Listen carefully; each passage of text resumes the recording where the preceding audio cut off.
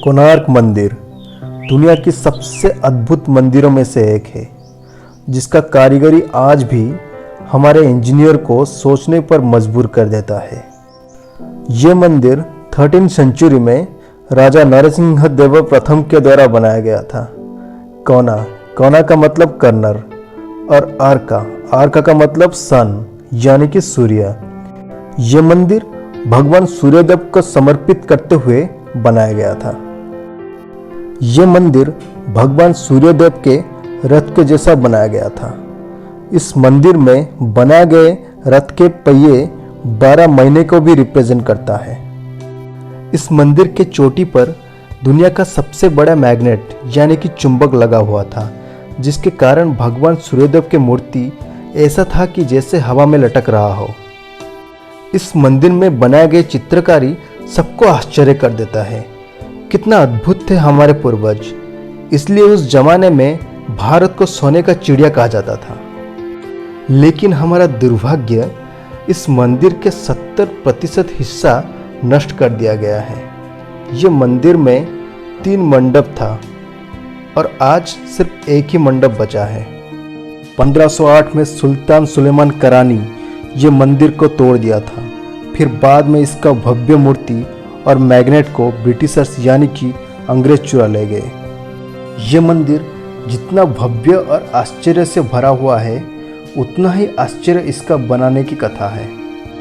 उस वक्त राजा नरसिंह देव प्रथम के 12,000 कारीगर इस मंदिर को बनाने में लगे थे। इस मंदिर को बनाने के लिए 12,000 कारीगर को 12 साल लगा था। 12,000 कारीगर में से मुख्य कारीगर थे शिवई सामंतराय महापात्र और बिसु महाराणा। ये सभी कारीगर 12 साल से अपने अपने घर नहीं गए थे, क्योंकि राजा का आदेश था कि जब तक मंदिर पूरा नहीं हो जाता कोई भी उस जगह को नहीं छोड़ सकता।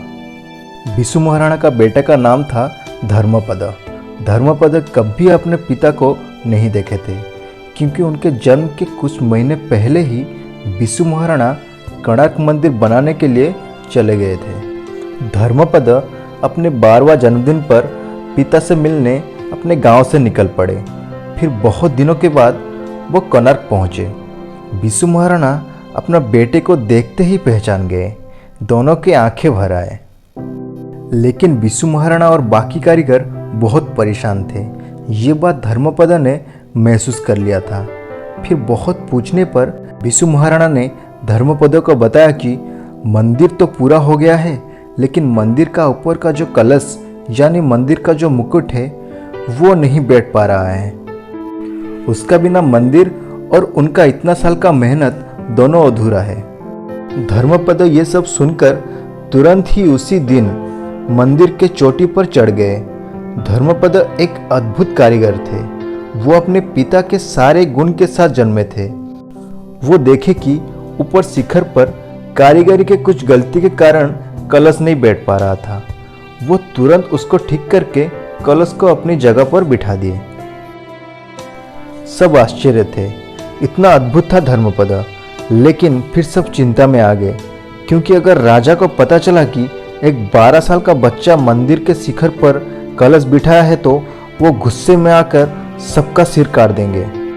पिता बिसु महाराणा बहुत चिंता में आ गए। एक तरफ अपने 12,000 साथी और एक तरफ पुत्र। धर्मपद को जब यह सब पता चला, उसी रात में ही वो फिर से मंदिर के चोटी पर चढ़ गए। उस वक्त कोणार्क मंदिर समुद्र के किनारे में ही था। धर्मपद 12,000 कारीगर और अपने पिता के प्राण के लिए खुशी खुशी समुद्र पर छलांग लगा दिए और हमेशा के लिए उसी समुद्र में ही खो गए।